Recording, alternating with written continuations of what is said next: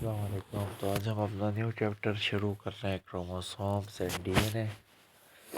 तो सबसे पहले हम पढ़ते हैं कि क्रोमोसोम की मॉर्फोलॉजी। तो chromosome thick thread like structures होते हैं जो न्यूक्लियस में होते हैं, सेल डिवीजन में अपेयर होंगे और इंटरफेज ऑफ सेल में ये फिर अनकंडेंस हो जाते हैं और एक थिक स्ट्रक्चर बनाते हैं। उसको हम कहते हैं क्रोमेटिन। तो क्रोमेटिन थिक स्ट्रक्चर है और फिर वो कंडेंस फॉर्म में हो तो उसको हम कहते हैं जी क्रोमोसोम। वो मोटा हो जाए तो फिर स्ट्रक्चर ऑफ क्रोमोसोम की बात करें तो दो स्ट्रैंड जिसके क्रोमेटिड कहलाते हैं और ये लॉन्ग डीएनए मॉलिक्यूल्स के बने हुए हैं। तो ये हिस्टोन प्रोटीन और डीएनए के बने हुए होते हैं क्रोमेटिड। क्रोमेटिड्स में जीन पाए जाते हैं डिफरेंट ट्रेड्स के। क्रोमेटिड सेंट्रोमियर पे अटैच होते हैं, इसको प्राइमरी कंस्ट्रक्शन भी कहते हैं। और यहाँ दो रीजन्स होते हैं। कुछ क्रोमोसोम्स में यानी सेकेंडरी कंस्ट्रक्शन होती है, यानी इसको हम न्यूक्लियोलर ऑर्गेनाइजर कहते हैं, जो कि न्यूक्लियोलाई को गिव राइज करता है। जहाँ वो न्यूक्लियस का रीजन जहाँ राइबोसोम होते हैं उसको न्यूक्लियोलाई कहते हैं। और होमोलोगस क्रोमोसोम में न्यूक्लियोलर ऑर्गेनाइजर रीजन होता है, यानी होमोलोगस क्रोमोसोम्स पे।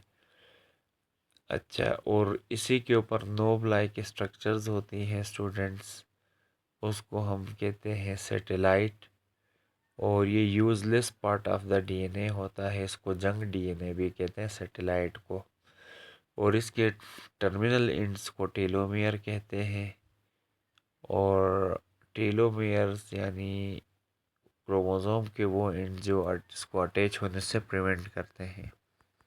उसके बाद हम अगर बात करें पोजीशन ऑफ सेंट्रोमियर के हिसाब से क्रोमोसोम की, तो सेंट्रोमियर जिनके सेंटर में होगा मेटासेंट्रिक।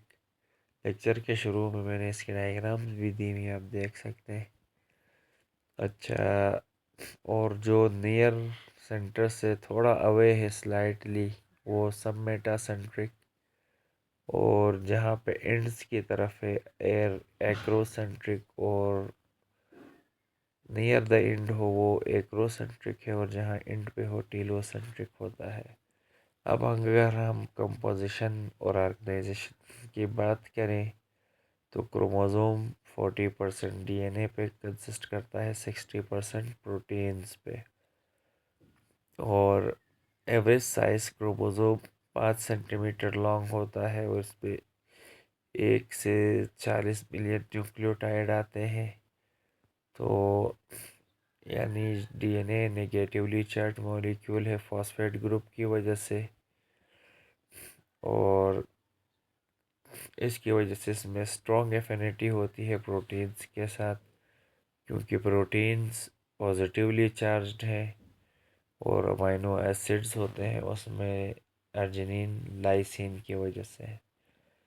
फिर जब एस फेज़ होता है, इंटरफेज ऑफ सेल साइकिल, तो ये डीएनए और हिस्टोन डिसऑर्गेनाइज हो जाते हैं और कंडेंसेशन के ज़रिए ये फिर क्रोमोसोम में कन्वर्ट हो जाते हैं। और इसके 4 लेवल्स हैं। तो पहला लेवल है न्यूक्लियोसोम स्ट्रेंथ। न्यूक्लियोसोम कहते हैं स्टूडेंट्स जब हिस्टोन प्रोटीन्स के ऊपर डीएनए रेप होते हैं, ये न्यूक्लियोसोम कहलाता है। और जो ही डीएनए रेप्लिकेशन कंप्लीट होती है, डीएनए के 2 स्ट्रैंड्स बनते हैं, तो ये फिर क्वाइल्ड हो जाते हैं प्रोटीन्स के ऊपर। और अप्रोक्सीमेटली 200 न्यूक्लियोटाइड डीएनए रेप होते हैं 8 हिस्टोन प्रोटीन्स पे। जब डीएनए हिस्टोन प्रोटीन पे रेप हो जाए, और ये स्ट्रक्चर न्यूक्लियोसोम कहलाता है। और ये nucleosome small segment of DNA होता है। लिंकर डीएनए यानी 2 हिस्टोन प्रोटीन्स के बीच में जो डिस्टेंस है वो लिंकर डीएनए या स्पेसर कहलाता है। दो न्यूक्लियोसोम्स के बीच। और यहाँ 2 नैनोमीटर थिक होता है डीएनए, और जब ये न्यूक्लियोसोम स्ट्रिंग बनाता है तो ये 10 नैनोमीटर थिक हो जाता है। डीएनए का कॉन्सेप्ट, न्यूक्लियोसोम का कॉन्सेप्ट और इनकी थिकनेस याद रखें। फिर क्रोमेटिन फाइबर है। क्रोमेटिन हम कहते हैं स्टूडेंट्स, फिर ये न्यूक्लियोसोम की स्ट्रिंग कॉइल हो जाती है और ये एक थिक फाइबर बनाती है 30 नैनोमीटर का, इसको हम कहते हैं क्रोमेटिन।